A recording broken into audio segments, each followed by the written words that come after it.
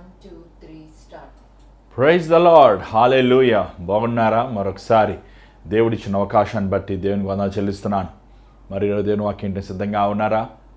దేవుడి మహాకృపను మన పట్ల చూపించి మరొక దినము తన వాక్యములో ఉన్న భాగముని ధ్యానిస్తానికి సహాయం చేస్తున్నాడు. మరి welcome you all to the hour of prayer, ప్రార్థన గడియని కార్యక్రమం ఆహ్వానిస్తున్నాం. ఈరోజు ఒక విశేషత ఏంటంటే, ఈరోజు ఏమండి యాష్ వెనస్డే, మనం తెలుగులో ఏమంటాం దీన్ని, భస్మ బుధవారం అంటే ఏంటండి అంటారా? అందుకని మీరు బూడిది మీరు తల మీద వేసుకుని ఏడుస్తారా? మరి ఏంటి ఈ భస్మ బుధవారం? ఎందుకు మనము దీనిని ఆచరించాలా, లేకపోతే ఆచరించకూడదా, లేకపోతే ఆచరిస్తే ఎలాగ ఆచరించాలి అనే ఇలాంటి అనేకమైన ప్రశ్నలకి ఈరోజు మీకు జవాబు చెప్పాలని ఆశిస్తున్నాను. మరి దేవుని వాక్యం వింటే మీ సిద్ధంగా ఉన్నారా?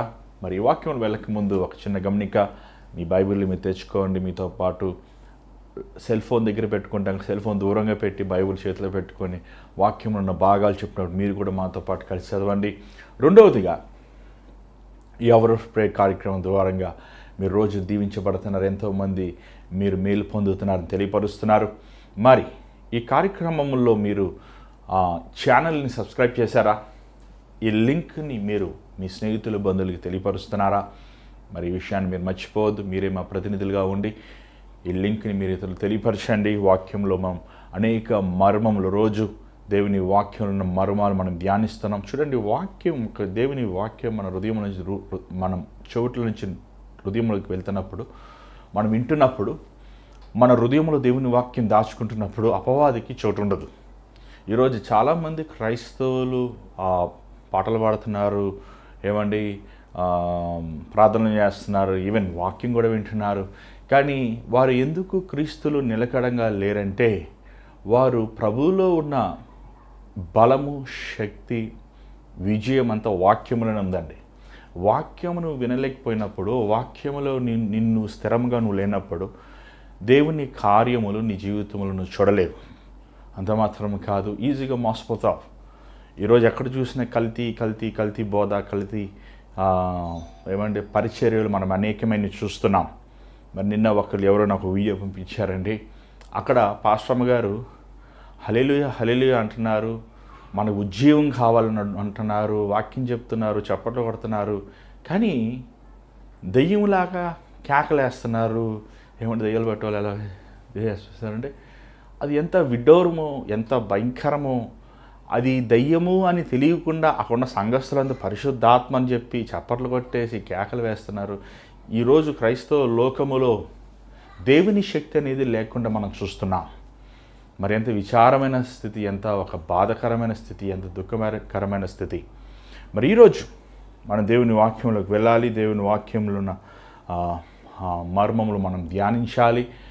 కానీ వాక్యం ఎప్పుడు ఓవర్ ద నైట్ మనల్ని ఏమండి ఒకే రోజు మనము పిహెచ్డి అయిపోయి చదివేస్తామా? ఒకే రోజు మన గొప్ప జ్ఞానం అయిపోతామా? అంచులంచులుగా మనం ఎదుగుతాం. అలాగే దేవుని వాక్యం చేసే క్రియ కూడా అంతేనండి. స్థిరంగా, నిలకడగా శోధన సమయంలో పడిపోకుండా ఉండటానికి మనకు సహాయం చేస్తుంది.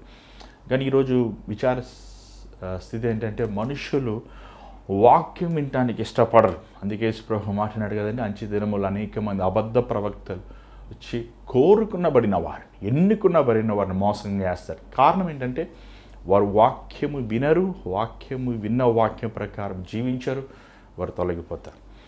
దయచేసి రండి, వాక్యం వినండి. మీరందరూ మీ సమయంలో, నాకు తెలిసి మీరు చాలామంది చాలా బిజీగా ఉంటారు, కానీ ఇదే మీ చివరి రోజు అనుకోండి. నీకు ఏది కావాలి చెప్పండి అని. నీ ఆఫీస్లో నువ్వు లేకపోతే ఇంకొకరు చేస్తారు, నీ ఇంట్లో నువ్వు లేకపోతే ఎలాగైనా బతుకుతారు, ఏడ్చుకుంటూనే బతుకుతారు. కానీ నీ ప్రాణము పరలోకానికి వెళ్ళకపోతే ఏం ప్రయోజనం? ఏమండి? కాబట్టి ఈరోజు మన కోసం, మన ఆత్మకి కావాల్సిన ఆహారం మన్నా, దేవుని వాక్యమును మనం విందాం. మరి మీరందరూ రండి, కూర్చోండి, దేవుని దీవెనలు పొందండి. మరి వాక్యంలోకి వెళ్ళకముందు, కార్యక్రమం స్టార్ట్ చేస్తున్న ముందు చిన్న ప్రార్థన. పరిశుద్ధమైన తండ్రి దయగల ప్రభువా, మరొకసారి నీ పాసనలోకి వస్తున్నాను ఆయన. ఇన్ని సంవత్సరములు మా పట్ల కాచి కాపాడి మేలు చూపించి, ముఖ్యంగా ఈ నూతన సంవత్సరములనైనా ఇంచుమించు ఈ నెలన్నర వరకు మమ్మల్ని మా తోడుండి నాయన నువ్వు చూపించిన విధానం బట్టి నీకు వందనములయ్యా. తండ్రి, ఈ రోజునైనా నన్ను నిసులో చోట మరుగుపరిచి నీ మాటలు దయచేయి. నీ శ్రమ దినములు స్టార్ట్ అయి ఉండగా నీ వేదన, నీ బాధ మా కోసం నువ్వు పొందిన యాగముని మేము జ్ఞాపకం చేసుకుంటానికి మరొకసారి మేము సిలువకి సమీపంగా మమ్మల్ని మేము ఉంచుకుంటానికి కృప చూపించాయా. ఈ సమయంలోనైనా నీ మాటలు మాకు దయచేయమని యేసునామములో అడుగుచున్నాం తండ్రి, ఆమేన్. మరి ఈ లెంట్ లేకపోతే యాష్ వెనస్డే పాటించాలా పాటించకూడదా? కొంతమంది పాటించాలంటారు, కొంతమంది పాటించవసరం లేదంటున్నారు. మరి పాటించాలి అనేవారు చాలా ఖచ్చితంగా పాటిస్తుంటారు, దేవునికి స్తోత్రం. పాటించకూడదు అన్నవారు, పాటించే వాళ్ళు ఏమంటారంటే మీరు పాటిస్తలేదు కాబట్టి నరకానికి వెళ్ళిపోతా అంటారు. చూడండి, ఇది క్రీస్తు శ్రమ దినములకి ఇంచుమించు 46 రోజుల ముందు, కరెక్ట్గా మనం పునరుద్ధానం ఈస్టర్కి ముందు 46 రోజులు, అంటే ఆదివారాలు తీసేసి 40వ దినం నుంచి స్టార్ట్ అవుతాయి శ్రమ దినాలు. ఈ శ్రమ దినాల్లో చాలామంది నీసు తినరు, పెళ్ళిళ్ళు చేసుకోరు, ఏమంటే వారు సెలబ్రేషన్స్ ఏముండవు, ఎంతో చాలామంది గెడ్డం గీసుకోరు, హెయిర్ కట్ కూడా చేసుకోరు, కొత్త బట్టలు కొనుక్కోరు, చాలా ఒక నిష్టగా లేకపోతే ఆచరిస్తూ ఉంటారు. కానీ మీరు గమనించినట్లయితే ఈ లెంట్ అనేది యేసు ప్రభు సిలువలో వేశారు, సిలువలో ప్రభువుని కొట్టేశారు, బాధ పెట్టేశారు అని పరితాపముతో మీరు ఆచరించే అవసరం లేదు. యేసు ప్రభు మన కోసము సిలువలో మరణిస్తాం వాస్తవమే, కానీ ఆయన సిలువలో లేడు కదా. కానీ ఈ శ్రమ దినాలు లేకపోతే ఈ లెంట్ దినాల్లో మనము ఆచరిస్తాము నన్ను అడిగితే మంచిది అంటానండి. ఎందుకంటే అండి, ఈరోజు చాలామంది క్రైస్తవులకి అసలు నువ్వు క్రైస్తవులా లేదని కూడా వ్యత్యాసం లేకుండా ఉంటున్నారండి. ఏమండి, మన దేశంలో అనేక మతములు వారు ఉన్నారు, వారు కూడా ఆచరిస్తుంటారు, ఉపవాసాలు ఉంటారు. కనీసం ఆ ఉపవాసాల సమయంలో ప్రార్థన చేసుకుంటాం, వారి జీవితాన్ని ఏదో విధంగా కనీసం వారు కొంచెం భక్తిగా ఉంటాం మనం చూస్తుంటాం. కానీ అదే మరి క్రైస్తవులకి ఈరోజు అసలు క్రైస్తవుడా కాదా అనే ఒక వ్యత్యాసం లేకుండా లోకస్తులతో కలిసి ఈరోజు ఎంతోమంది జీవిస్తున్నారు. లెంట్ అనేది నన్ను అడిగితే ఇది సెల్ఫ్ డినాయల్, ఏమంటే self discipline, that is very important. ఈ యాష్ వెనస్డే రోజున మనం గుర్తు చేసుకోవాల్సింది ఏంటంటే ఇది మన స్పిరిచువల్ డిసిప్లైన్. సెల్ఫ్ డిసిప్లైన్ కంటే ఈ మాట బాగుంది. ఏమంటే ఆత్మీయంగా మనం ఒక డిసిప్లైన్లో పెట్టుకుంటాం. ఏమండి, ఉపవాసం ఉంటాం. ఈరోజు ఈ మాటకి క్రైస్తవులుగా అసలు ఉపవాస ప్రార్థన, ఉపవాస కూడికంటేనే ఉపవాసం అంటారు, బిస్కెట్లు తింటుంటారు, ఛాయలు తాగుతుంటారు, రాత్రులంతా జ్యూసులు తాగుతుంటారు. ఉపవాస ప్రార్థన, ఉపవాసం ఉంటాం. యేసుప్రభు మనకు నేర్పించాడు.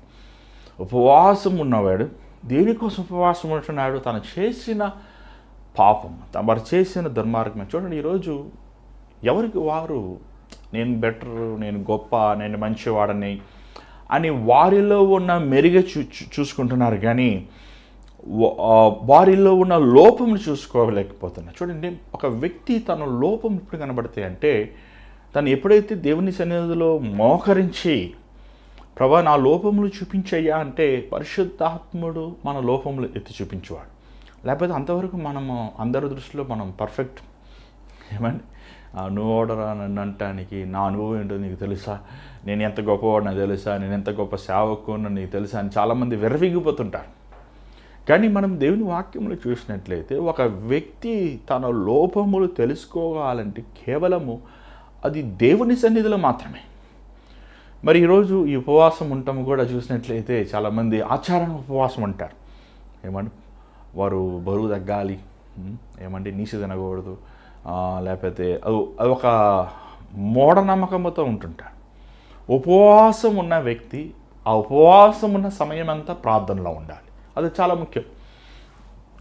చాలామంది ఈ సమయంలో 40 దినాలు ఉపవాసం ఉంటాం, యేసుప్రభులాగా మేము నీళ్ళు తీసుకోమండి, మేము ఆహారం తీసుకోము, కనీసం ఒక పూట కూడా తినం అని వారు ఏం చేస్తారంటే యేసు ప్రభువుని ఆ విషయంలో ముందు పెట్టుకుని వారు ఉద్యోగాలు చేసుకుంటాం, చదువుకుంటాం.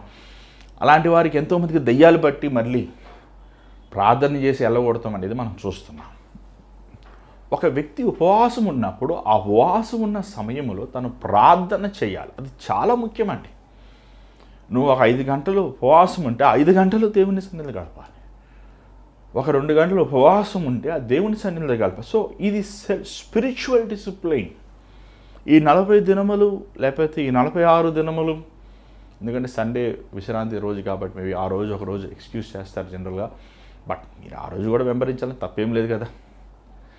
మీరు ఉపవాసం ఉంటూ మీ ఆత్మీయాన్ని డిసిప్లైన్ చేసుకోవాలి. ఏమైనా మన ఉపవాసం ఉన్నప్పుడు మన ఇచ్చలు, మన శరీర ఇచ్చలు, మన శరీర ఉద్రేకములు ఈ సిలువ వేయబడతాయి. చాలా ఒక వ్యక్తి కడుపు నిండా భోజనం చేసిన వ్యక్తి కంటి నిండా పడుకునే వ్యక్తికి ఏమొస్తాయంటే కామ ఇచ్చలు, లోకాశలు వస్తుంటాయి.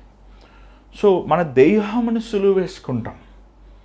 ఎలాగ ప్రభు ఈ లోకంలో ఉన్నప్పుడు తను రాత్రులు అంతా ఉపవాసం ఉండి ప్రార్థించిననే మనం పలుమార్లు చూస్తున్నాం అన్నమాట. తెల్లవారుజాము తను పరిచర్య చేసినట్లు మనం చూస్తున్నాం. సో ఈ సేవ మన మన మన విశ్వాస జీవితంలో, విశ్వాస పోరాటంలో, ఈ లోక యాత్రలో మనం ఉన్నప్పుడు ఇది ఎంతో అవసరమండి. ఈరోజు సంఘముగా మనము సమాజముగా అందరూ కూడుకున్నప్పుడు, ముఖ్యంగా ఈరోజు అనేక చర్చెస్లో లెంట్ జరుగుతుంది. ఒకవేళ మీ పాస్టర్ గారు ఆ లెంట్ సర్వీస్ పెడితే వెళ్ళండి, అది చాలా మంచిది. మీరు కొంచెంసేపు వెళ్ళి దేవుని సన్నిధిలో కూర్చోండి. ఎంతసేపు మీ దేవుని సేవకులు నడిపిస్తున్న లోబడండి, వాక్యం వినండి, ఉపవాసంతో వెళ్ళండి, సమర్పించుకోండి. చాలా మంచిదండి. ఈరోజు అలాంటి వారు చాలా లేరు. చర్చెస్లో మీటింగ్లు పెట్టేవారు లేరండి. ఏమండి, అందరూ బిజీగా ఉంటున్నారు. కానీ ఇంకా కొన్ని సంఘములు వారు ఆచరిస్తున్నారు. అది ఎంతో ఉత్తమైనది. నిజంగా యేసు ప్రభు శ్రమ దినములు ఇది నీకు నాకు ఈరోజు ఒక ఆనందంగా ఉండొచ్చేమో, కానీ ప్రభు ఆ రోజు ఆయన సిద్ధపాటు ఎంతో సిలువకి వెళ్ళాల్సి వచ్చినప్పుడు ఆ రోజు ఏదో గెత్సెమనీ తోటలో వెళ్ళి ప్రభా నీ పాత్ర నా ఇది తొలగించి అంటడం కాదు, కానీ అది కొన్ని రోజులుగా, కొన్ని నెలలుగా ప్రభు ఆ విషయం గురించి ప్రార్థిస్తాము, దాని గురించి సిద్ధపడతాం అనేది మనం చూస్తున్నాం. మరి ప్రభువే అంత సిద్ధపాటు అవసరమైనప్పుడు మనకి ఎంత సిద్ధపాటు కావాలి? ఏమంటే ఇంకోటి అంత మాత్రం కాదంటే, చాలామంది చాలాసార్లు ఈ లెంట్ దినాల్లో వారు సిగరెట్లు తాగుతాం, సిగరెట్స్ ఆల్కహాల్ తాగుతాం, ఇవన్నీ ఆపేస్తారు. సినిమాలు చూడరు. అంతా ఒక భక్తులుగా ఆ 40 రోజులు పట్టుకుంటారు. అలా కాదు. ఈ 40 దినములు కాదు, కానీ నిరంతరముకి ఇది నాలోంచి పోవాలి ప్రభా ఈ వ్యసనం అని మీరు ఇప్పటి నుంచే ప్రార్థన చేయాలి. అడగండి, దేవుని అడగండి, నీ స్వభావం తీసేయని ప్రభా నన్ను శుభ్రం చేయండి అని మనము ప్రార్థన చేయాలి. లెంట్ ఆచరిస్తుందని అడిగితే ఒక మంచి అలవాటు. ఎందుకంటే బైబిల్లో మనం చూసినట్లయితే 26 అధ్యాయాలు యేసు ప్రభు శిలువ పునరుద్ధానం గురించి రాయబడింది. బైబిల్లో ఉన్న అధ్యాయములు ముఖ్యంగా ఈ రోజుల్లో మనం ధ్యానించాలి. ఈరోజు బైబిలే అసలు క్రైస్తవులు బైబిల్ ముట్టుకునే క్రైస్తవులు కనబడతలేదండి. బైబిల్ పాస్టర్ గారులే ల్యాప్టాప్లు పెట్టుకుంటున్నారు, పాస్టర్ గారులే ఏమండి ఎలక్ట్రానిక్స్ పెట్టుకుని వాక్యం చెప్తున్నారు. బైబిల్ ఇది ఎప్పుడు మారదండి. బైబిల్ మనము దాన్ని ఏమంటే ఓల్డ్ ఫ్యాషన్ అవనివ్వండి, ఏమండి దేవుడు యేసుప్రభు నిన్న నేడు మారనివాడనంది బైబిల్లో. నీకు ఎంత టెక్నాలజీ వచ్చినా మన బైబిల్ అనేది చేతిలో ఉండాలి. దేవుని వాక్యము మనం చదవాలి. సో ఈరోజు సంఘములను విశ్వాసులు మరి ఈ 40 దినములు 26 అధ్యాయముల్లో ఉన్న మర్మములు మనం ధ్యానించాలి. సిలువలో ఉన్న ఆ పోరాటము, ప్రభువు పొందిన యాగము మనము ఏమండి ఆ శుద్ధ హృదయముతో మనం ధ్యానించాలి. నిజంగా సిలువలోనే మనం ఎంత దుర్మార్గులమి, ఎంత హీనులమి, ఎంత ఒక భ్రష్టులమి అని మనం గ్రహించుకుంటాం. లేకపోతే సిలువల దగ్గరికి మనం వెళ్ళకపోతే మన దృష్టిలో మనం మెరుగైన వారుగా ఉంటాం. మరి ఈ యాష్ వెనస్డే ఇది ఎందుకు వచ్చింది? 4వ శతాబ్దంన మరి సంఘ పెద్దలు, సంఘ నాయకులు వారు దీనిని ఒక సంఘములో ఒక ఆచారముగా వారు తీసుకొచ్చారు. ఎందుకంటే ఆ రోజు మనుషులు ప్రార్థన చేస్తాం మర్చిపోయారు.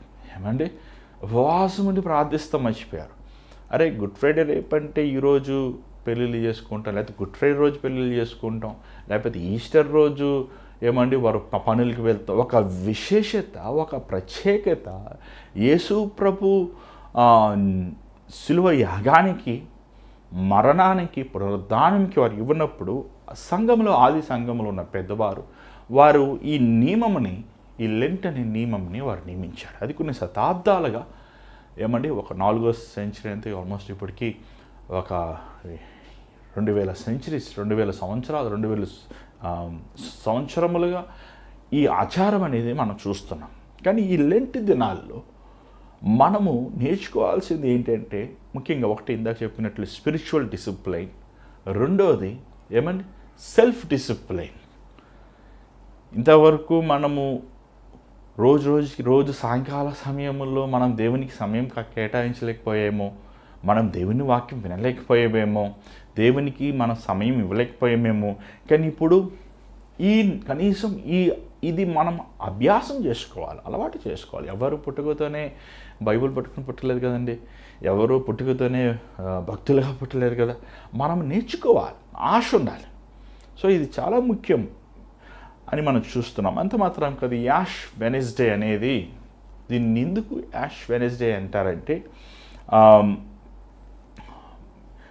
ఈ యాష్ అనేది బూడిద అంటామండి, బూడిద కదండి. ఈ బూడిద it's a sign of repentance, మారు మనస్సుకి ఒక సూచన అనేది మరి కొత్త నిబంధనలో మనం చూస్తలేదు, పాత నిబంధనలో మనం దాన్ని చూస్తున్నాం. పాత నిబంధనలో అనేక అధ్యాయములు మనం చూస్తున్నాం. ముఖ్యంగా ఎస్తేరు గ్రంథం చూడండి ఒకసారి. ఎస్తేరు గ్రంథం 4వ అధ్యాయము, ఎస్తేరు గ్రంథం 4వ అధ్యాయం 1వ వచనం ఒకసారి చూడండి. ఎస్తేరు గ్రంథం 4వ అధ్యాయం 1వ వచనం చదవండి.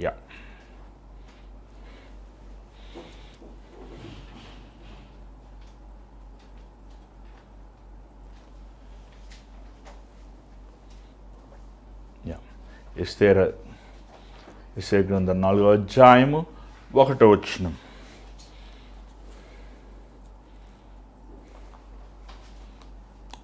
మీకు అక్కడే లైవ్ చాట్లో ఎవరు పెడుతున్నారు, మేబీ మీరు దానిని చూసి చదవచ్చు. జరిగినదంతయు తెలియగానే మొర్దెకై తన బట్టలు చింపుకొని, గోనె పట్టలు వేసుకొని, బూడిద పోసుకొని పట్టణము మధ్యకు బయలు వెళ్ళి మహాశోకముతో రోదనము చేసి. అవును, ఇక్కడ మనం చూసిన హామాను ఎప్పుడైతే యూదులందరినీ నాశనం చేయాలని తను ఒక శాసనం తీసుకొచ్చాడో, ఎప్పుడైతే తన ఆలోచనతో ఉన్నప్పుడు మొర్దెకై ఏం చేశాడు, తన బట్టలు చింపుకున్నాడు. ఏమంటే పాత రోజుల్లో ఆ బట్టలు చెప్పుకుంటామంటే వారు ఒక బహు వేదన, బాధ వారు కలిగి ఉన్నారు అనే ఒక సూచన అనమాట.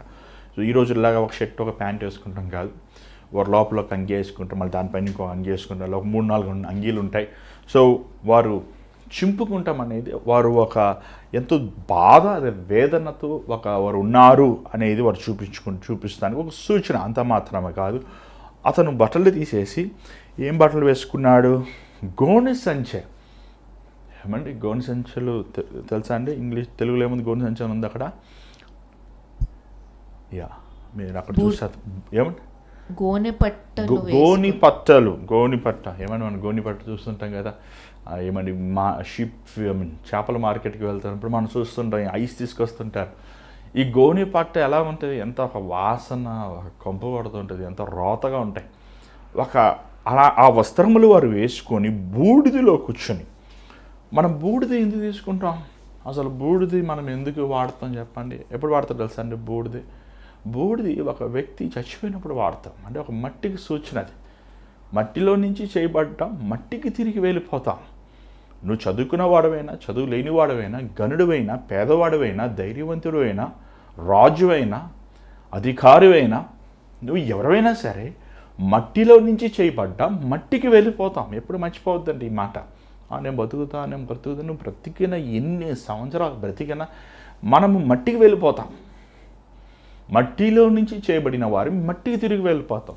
బూడిదే ఏమంటే అది మన స్థితి ఏంటో మనం గ్రహించుకుంటానికి, మనం దేని నుంచి చేయబడ్డాము అని తెలుసుకుంటానికి జనరల్గా, అంటే నేను చచ్చిపోయిన వాడిని, నేను ఎందుకు పనికిరాని వాడిని తగ్గింపుకి సాదృశ్యముగా ఉంటాం మనం చూస్తున్నాం. అంత మాత్రమే కాదు, ఏమండి చూసినట్లయితే ఏడుపు, కన్నీరు, వేదన, రోదన చూస్తున్నాం. మొదకై ప్రార్థన జీవితము. ఈరోజు ప్రార్థన కూడికలంటే సంఘాల్లో ఎవరు గొప్ప చూపించుకోవడానికి వస్తున్నారండి? నేను గొప్ప లేకపోతే నువ్వు గొప్ప? నేను నేను నేను నేను అనే మనసుతోనే వస్తున్నారు. మీకు తెలియదేముంది? ఏమండి మనం చూస్తున్నాం. ఒకసారి ఒక ఆయన అన్నా, ఈ మందిరంలో అందరూ పెద్ద పెద్ద వాళ్ళు వస్తున్నారన్నా. అంటే ఏంటయ్యా? అందరి దగ్గర కార్లు ఉన్నాయన్నా. అంటే నువ్వు కారులో వచ్చినా, ఏరోప్లెయిన్లో వచ్చినా, సైకిల్లో వచ్చినా, బస్సులో వచ్చినా, నడుచుకుని వచ్చినా, మందిరంలో వచ్చిన వారందరూ ఏమండి దేవుడి బిడ్డలే. నువ్వు ధనవంతుడివి, పేదవాడవి అనేది లోకం నిన్ను తీర్పు తీస్తుందేమో, కానీ దేవుని సంఘములో అలాంటి మాటలు ఉన్నాయంటే అది అక్కడ పరిశుద్ధాత్ముడు లేడని అర్థం. మొద్దకై తను ఏడుస్తాము, కన్నీరు కారుస్తాము మనం చూస్తున్నాం. అంత మాత్రం కాదు, బైబిల్లో మనం చూసినట్లయితే యోబుని చూస్తున్నాం. యోబు కూడా అంతే. తను బూడిదలో కూర్చొని ఏమండి తాను గోక్కుంటూ యోబు 2:8 మనం చూస్తున్నాం. ఏమండి ప్రార్థిస్తాము, తను రోధిస్తాము, తన మనోవేదని తెలియపరుచుకుంటున్నట్లు మనం చూడగలుగుతున్నాం. అలాగే దానియేలు గ్రంథము 9వ అధ్యాయం 3వ వచనమును కూడా దానియేలు మీరు ఒకసారి చూస్తే బాగుంటుంది. దానియేలు గ్రంథం 9వ అధ్యాయము 3వ వచనం. దానియేలు ప్రార్థిస్తున్నాడు. అక్కడ ఎప్పటికీ ఇశ్రాయేల్ ప్రజలకి విమోచన కలుగుతుంది, ఎప్పుడు ఇశ్రాయేల్ ప్రజలు రక్షించబడతారు, ఎప్పుడు మరలా మందిరం తిరిగి కట్టబడుతుంది అని ప్రార్థిస్తున్నప్పుడు ఎలా ప్రార్థించాడో చూడండి. దానియేలు 9:3.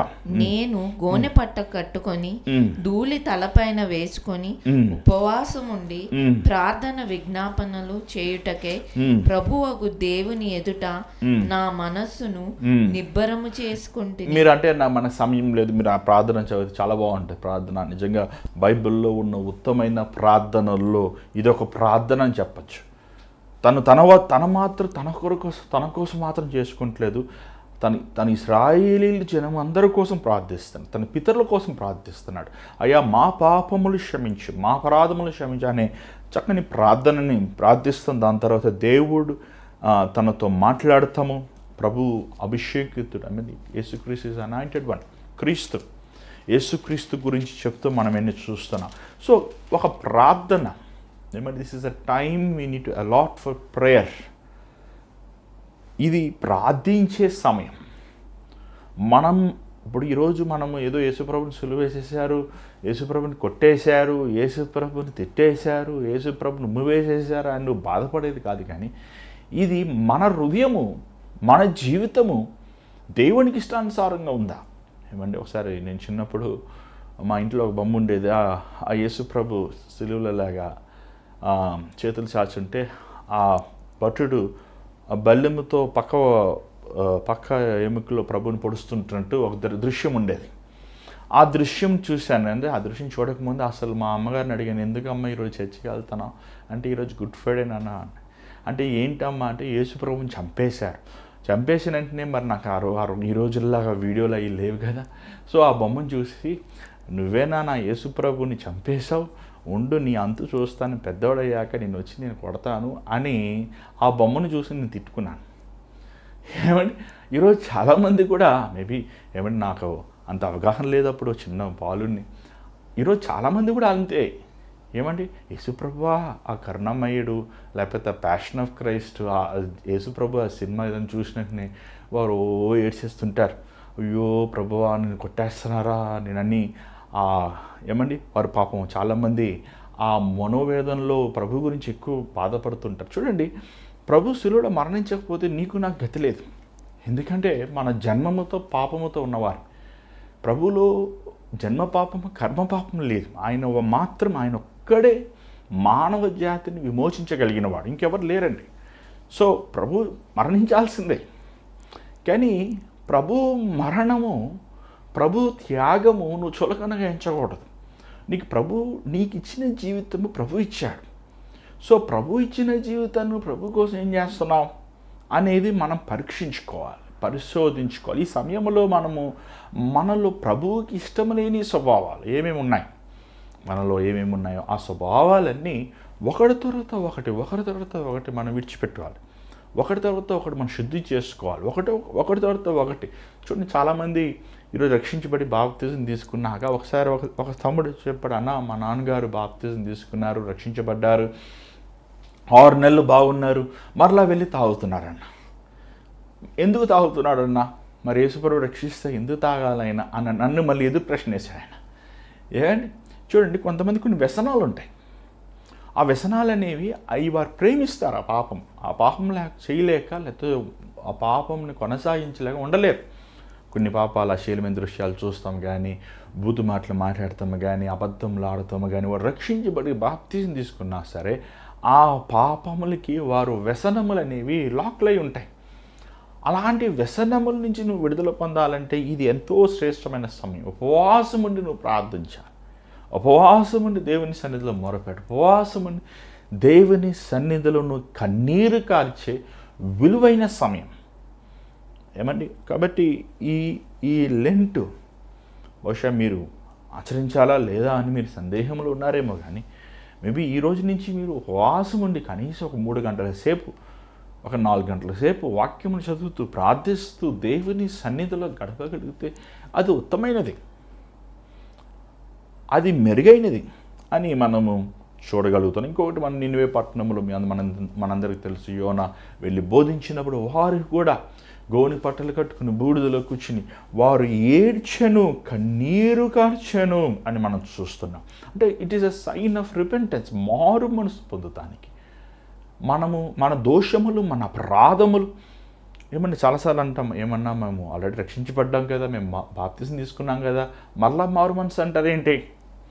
చూడండి, క్రీస్తులో మనం ప్రతి దినము నూతనపరచబడాలి, పవిత్రపరచబడాలి. చాలామంది ప్రార్థన చేశారా అంటే, చేశానండి 95లో నేను అప్పుడు ప్రార్థిస్తే ఎంత బలం ప్రార్థన తెలుసా అంటుంటారు. ఏమండి, పళ్ళు కడుక్కున్నారా అంటే కడుక్కున్నా ఉండి 95లో అంటే ఎలా ఉంటుంది చెప్పండి? ఈరోజు చాలామంది జీవితం అలాగే ఉన్నాయి. ఆత్మీయ స్థితిలో మనము అనుదినము యేసు ప్రభు రక్తముతో కడగబడాలి, శుద్ధి చేయబడాలి, పవిత్రపరచబడాలి, సంపూర్ణతలోకి వెళ్ళాలి. ఆత్మీయ జీవితంలో మనం ఎదగాలి, స్థిరమైన వారు కొంచెం. మనము ఈరోజు చాలామంది ఈ ప్రవచనములకి, స్వస్థతలకి, ప్రవచనములకి, ఇంకేంటంటే అన్ని భాషలకి, ఇలాంటి అన్నిటికి చాలా ఆకర్షణ పడుతుంటారు. అది కొత్తవారు. చూడండి, ఒక ఎలక్ట్రీషియన్కి టెస్టరు, ఏమైనా ఇంకేం కావాలంటే వోల్టోమీటరు, ఇంకా కొన్ని టూల్స్ కావాలి, అవునా కదా, స్పానరు, ఇవన్నీ కావాలి. అలాగే ఈ వరములు కూడా అంతే. వరాలు అనేవి దేవుని రాజ్యం కడతం కోసమే, అది కూడా అన్ని జనుల్ని ప్రభువులోకి తీసుకొస్తాం కోసమే. కానీ వరములు ఉన్న మాత్రమున, లేకపోతే వరాలను పొందుకున్న మాత్రాన ప్రభు రాజ్యానికి వెళ్తామనేది బెరితనం. దేవుడు తన సేవకులకి వరాలు ఇస్తారు, ఖచ్చితంగా ఇస్తారు, ప్రతి ఒక్కరికి వరం ఇస్తారు ప్రభు. కానీ వరము కంటే నువ్వు ఫలములు ఫలించాలి. ప్రేమ, సహనము, ఓర్పు, ఆశ, నిగ్రహం, దయాళత్వం, గళితీయుల రాసిన పత్రిక 5వ అధ్యాయం మనం చూస్తున్నాం. ఇది మనం కలిగి ఉండాలి. ఈ కలగాలంటే ఓవర్ ద నైట్ రావు ఫలాలు. ఏమండి, బాప్తిజం ఇచ్చి యోహాన్ అంటున్నాడు, మీరు మారు మనిషినే ఫలము కనండి. ఒక ఫలము కనాలంటే ఫలాలు అది ఎట్లా, ముందు ఆ విత్తనము నేల దున్నబడాలి, అది సరిచేయబడాలి, అది ఏమండి పంటకి అనుకూలంగా ఉండాలి. దాని తర్వాత విత్తనం వేయబడాలి, ఆ విత్తనము మళ్ళీ కాపుదలు ఉండాలి, నీరు పడాలి, ఎండ పడాలి. ఓవర్ ద నైట్ విత్తనం ఈరోజు వేసి రేపు నా ఫలం కావాలి వస్తుందా? ఆ సమయం పడుతుంది. కొన్ని చెట్లు 3 సంవత్సరాలు అవుతాయి, 5 సంవత్సరాలు, 10 సంవత్సరాలు అవుతాయి.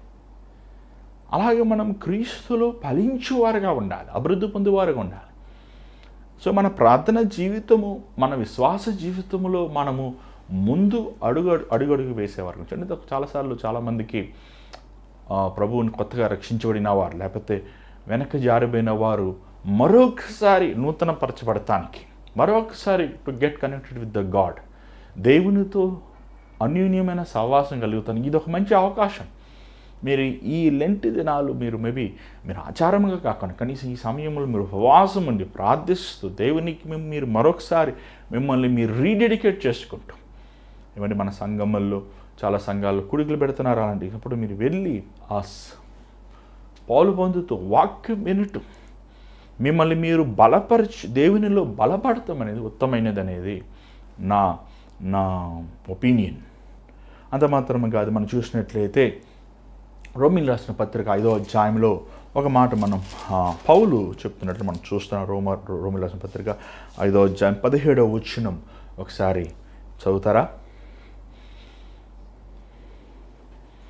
చదవండి.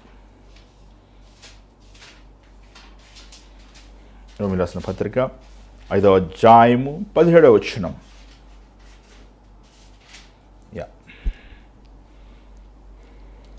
మరణము ఒకని అపరాధము మూలంన వచ్చినదే, ఆ యొక్కని ద్వారానే ఏలిన ఎడల కృపాబాహుల్యము నీతి దానమును పొందువారు జీవము గలవారే మరి నిశ్చయముగా యేసుక్రీస్తు ఒకని ద్వారానే ఏలుదురు. అంటే ఇప్పుడు ఈరోజు లెంట్ ఆచరిస్తేనే నువ్వు ఆశీర్వాదాలు పొందుకుంటావు, లెంట్ నువ్వు పాటిస్తేనే నువ్వు పరలోకానికి వెళ్తావు అనేది లేదు బైబిల్. ఏమంటే మన నీతి కార్యములు దేవుని ఎదుట మురికి గుడ్డ వలె ఉంది. ఇక్కడ స్పష్టంగా రాసినట్టు మనం చూస్తున్నాం. మనం ఇక్కడ చూసినట్లయితే ద గిఫ్ట్ ఆఫ్ రైచియస్నెస్, ఏమండి that is gift of righteousness ఏంటి? కృప. దేవుడిచ్చే కృప ఏంటంటే తన కుమారుడిని యేసు ప్రభు ద్వారంగా మన పాపములు మన అతిక్రమముల ద్వారా శుద్ధి చేయబడని, పరిశుద్ధపరచబడని, నువ్వు కృప ద్వారంగా పొందుకున్న ఏమండి ఆ రక్షణను నువ్వు మనకి ప్రభు అంటే నేనేం చెప్పాలనుకుంటున్నానంటే, మీరు లెంట్ ఆచరించకపోయినా పరలోకానికి వెళ్తారు, దేవుడు ఆశీర్వదిస్తాడు. కానీ it is not about the ఆచారం, ఇది వ్యక్తిత్వం.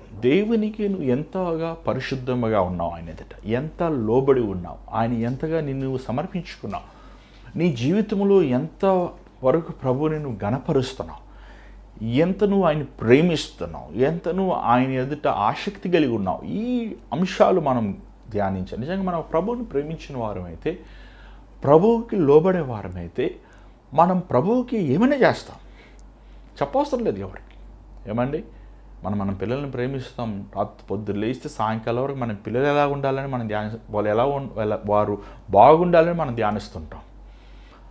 అలాగే నువ్వు నిజంగా దేవుని ప్రేమించేవాడవైతే దేవుని పట్ల నేను ఏం చేయాలి, నా దేవుని రాజ్యాన్ని నేనేం చేయాలి, నా ద్వారంగా దేవుని రాజ్యంకి ఏం లాభం ఉంది, నేను ఎలాగ ఆత్మను రక్షించాలి, ఎలాగ నేను ప్రభు రాజ్యములో నశించి వారిని వెతికి రక్షించాలి అనే ఆశ నీలో ఉంటుంది. అంత మాత్రం కాకుండా ఈరోజు లెంట్ ఉన్నవారు నేను లెంట్ ఆచరిస్తున్నాను, ఉపవాసం ఉన్నానని పొడిగాటి మొహాలు పెట్టుకొని దాన్ని పెద్ద అడ్వర్టైజ్మెంట్ చేయవసరం లేదు. ఏమంటే రహస్యంగా ఉండండి. ఎందుకంటే ప్రభు అన్నాడు ఉపవాసం ఉన్నప్పుడు నువ్వు రహస్యంగా ఉండు. మత్తయి సువార్త 6వ అధ్యాయంలో మనం అవన్నీ చూస్తున్నాం, మీరు చదవండి, మనకి సమయం లేదు. మత్తయి 6, 16, 18 మనం మాట్లాడి చూస్తున్నాం. అక్కడ ప్రభు అంటున్నాడు, నువ్వు గదిలోకి వెళ్ళి రహస్యంగా నీ తండ్రి ఎదురు మొరపెట్టు. సో ఇది చాలా ముఖ్యమండి. ఇవన్నీ మనం పాటించాలి. మన ఆత్మీయ స్థితి దేవుని ఎదుట యథార్థంగా ఉండాలి. అదే సమయంలో మనం ఎక్కువగా సిలువను మనం ధ్యానించినప్పుడు మాలో ఉన్న లోపములు, మనలో ఉన్న డంబము, అతిశయము, గర్వము, వేరుబాటు ఇవన్నీ కూడా ఏమంటే దేవుడు మనల్ని తీసివేసి పరిశుద్ధపరిచి మనల్ని పవిత్రపరిచే ఒక విలువైన సమయం. కాబట్టి ఈ సమయంలో మనం గుర్తు చేసుకోవాలి. ఈ లెంట్ దినాల్లో కొంచెం సమయం, ఒక 2-3 గంటలు మీరు ఏమండి మీరు ఒక శరీర బలహీనతలు ఉంటే వాటర్ తీసుకొని 2-3 గంటలు తినకపోతే ఏమైపోరండి.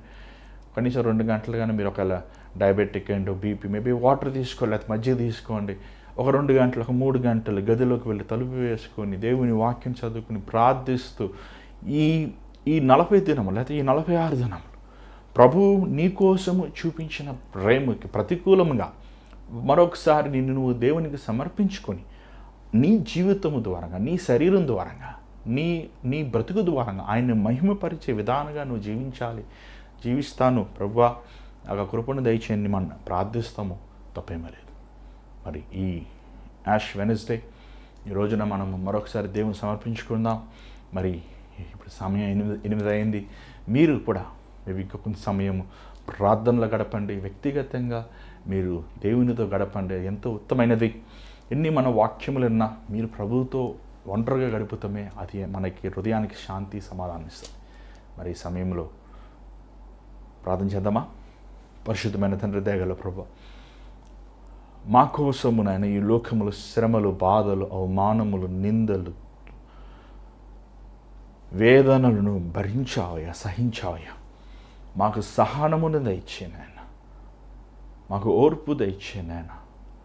అయ్యా నాయన, ఒక స్పిరిచువల్ డిసిప్లిన్, ఆత్మీయమైన ఒక క్రమశిక్షణ మాలో దయచే నాయన. మా శరీరమును ఆధీనంలో పెట్టుకుని ఉపవాసముతో విరిగిన హృదయముతో ఈ శ్రమ దినముల్లో నేను మమ్మల్ని మేము మరొకసారి నీకు సమర్పించుకుంటానికి ఆచారముగా కాక, అలవాటు రీతిగా కాక, మేము మట్టి నుంచి చేయబడిన వారి మేము మట్టికి తిరిగి వెళ్ళిపోతామని గమనించుకుని మా జీవితములు, మా శేష జీవితములు భయభక్తులతో మేము కొనసాగిస్తానికి సహాయం చేయ ప్రభా.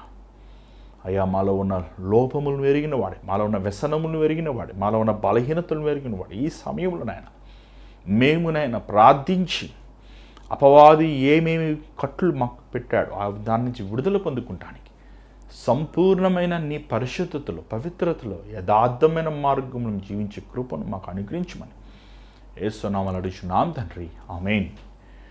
దేవుడు మీతో మాట్లాడి తెలియపరచండి. మీరు మీకోసం ప్రార్థన చేయాలని ఆశిస్తే మా స్క్రీన్ మీద కనబడుతున్న నెంబర్కి మీరు అదే నెంబర్కి మీరు కాల్ చేయొచ్చు, లేకపోతే మీరు వాట్సాప్ చేయొచ్చు.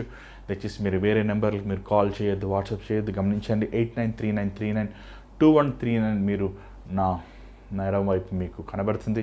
ఆ నెంబర్ మీరు వాట్సాప్ కానీ కాల్ కానీ చేయండి. మరి నేను కానీ నా భార్య కానీ మీకోసం ప్రార్థిస్తుద్దంగా ఉన్నాం. మరి ఈ భారమైన పరిచయలో దేవుడు మిమ్మల్ని ప్రేరేపిస్తే మీరు పాలు పొందొచ్చు. మీ మీ విరాళం పంపించవచ్చు. Google pay, PhonePe account numbers ద్వారంగా మీ విరాళం పంపించవచ్చు. మీ పంపించే ప్రతి మీ కానుకల్ని పరిచయలను వాడుతున్నాం అంటే నమ్మకంగా వాడుతున్నాం. మరి దేవుని కోసం వాడుతున్నాం కాబట్టి మీరు ఈ విషయంలో మీరు దేవుని రాజ్యమును కట్టబడుతున్న నిమిత్తము మీరు పాలు పొందవచ్చు. అంత మాత్రమే కాదు, ఇక నుంచి ఈ రోజు నుంచి మరి ఈస్టర్ వరకు ప్రతిరోజు సిలువ ధ్యానాలు ఉంటాయండి. సిలువలో చేసిన యాగము, ప్రభు పొందిన వేదన, బాధ, అవమానము, నిందలు, సిలువ గురించిన వర్తమానములు. మరి మీరు ఈ 46 రోజులు నేను మీ మధ్యతో రోజు మీతో దేవుని వాక్యాలను పంచుకోవాలని ఆశిస్తున్నాను. మరి ఈ విషయంలో మీరు కూడా గమనించండి. నేను శాయశక్తులు నేను రోజు 6 గంటలకే ఎవరి ప్రే కార్యక్రమాన్ని స్టార్ట్ చేయాలని ఆశిస్తున్నాం. మరి ఆ విషయంలో మీరు